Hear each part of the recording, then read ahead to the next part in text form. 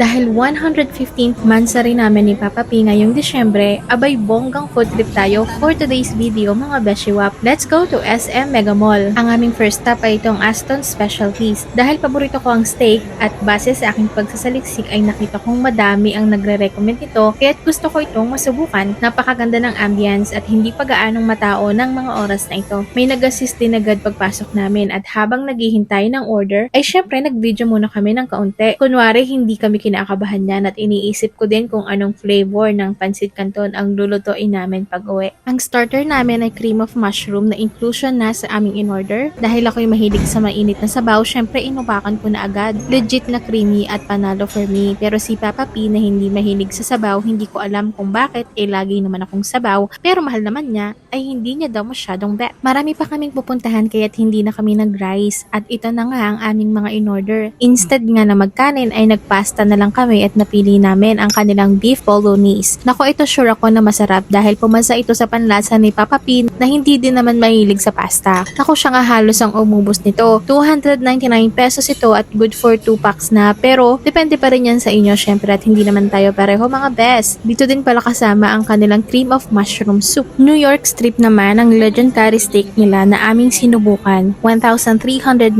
pesos ito na mayroon ng dalawang side dish. Pinakat into strips namin ito at sinubukan ko nga ng walang salt and pepper. Panalo sa tenderness mga beshiwap. Legit nga mga feedback in fairness. Dahil wala pa kaming breakfast nito kaya potato wedges na paborito ni Papa P at mashed potato na hilig ko naman ang aming side dishes. By the way, ang steak nila ay lalong sumarap ng may salt and pepper na. Tamang-tama ang lasa at napakalambot. Super satisfied talaga. At ito ang kanilang Facebook page mga beshiwap at sila ay nasa 4th level ng Mega Atrium. Meron silang mga ongoing promo kaya make sure to check their page for the announcements. Pinakagusto ko sa lahat, tumatanggap sila ng credit card. Next stop namin ang wala sa planong Genki Sushi. Ang lawak pala dito at hindi nga peak hours kaya konti lang ang customers. Inasisagad kami ng isang staff dahil first time namin ay inexplain din niya kung paano ang pag-order at ang paggamit ng kakaiba nilang menu. Napakatagal ko nang gustong subukan dito at hindi ko alam na meron pala silang branch sa Mega Mall. Ito agad ang bumungad sa amin kaya hindi ko talaga to pwedeng palagpasin. Nakakaaliw nga pag-order dito. May complimentary matcha tea pa sila. Kahit hindi tayo mahilig sa tsaa, abay sinubukan pa rin natin na yan at sayang. 2 scoop daw dapat pero tinatlo ko kasi ang liit ng spoon, beshiwap. Medyo nagulat ako sa liit, hindi sanay sa maliit sorry na. Dahil nakinig ako sa lesson, syempre alam kong hot water ito. O mga beshiwap, nasa table na mismo namin yan. Hindi na kailangan tumawag ng staff o tumayo.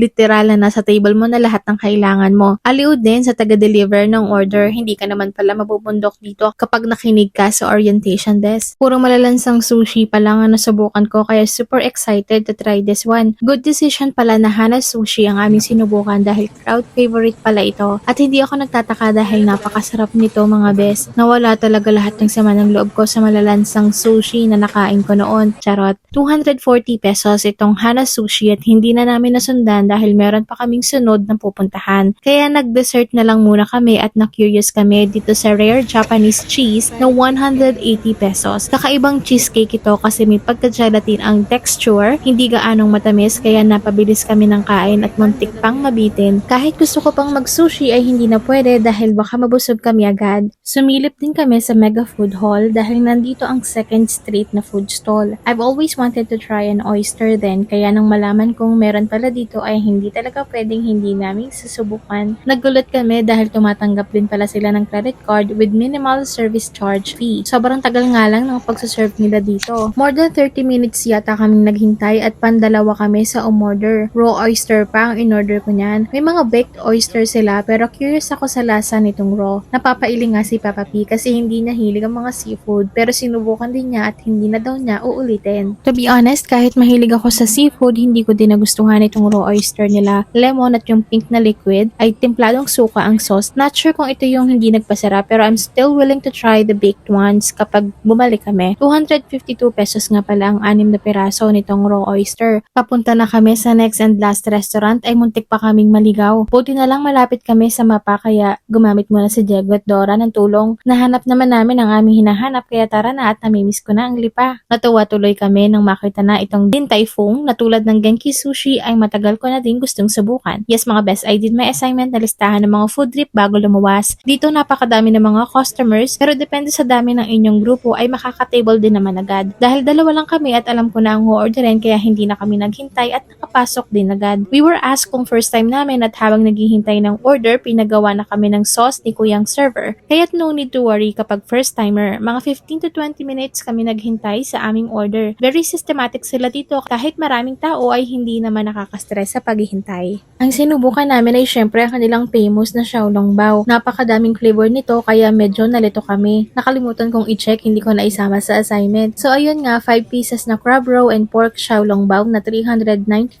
pesos at 5 pieces na chicken xiaolongbao na 195 pesos naman ang in-order namin. May soup sa loob nito na mainit, pwedeng butasin muna at higupin ng sabaw bago kainin pero okay lang din naman kainin na siya ng buo. Basta dahan-dahan sa pagkagat para hindi mapaso mga beshiwap. Gustong gusto ko ang kanilang sauce. Sayang nakalimutan naming subukan ng chocolate lava xiaolongbao but we shall return. Charot. At yan ang masarap na food trip natin dito sa SM Mega Mall. Maraming salamat sa pagsama beshiwap. Follow lang sa aming official Facebook page na Modern Lipenya para updated kayo sa aming latest gala at food trip.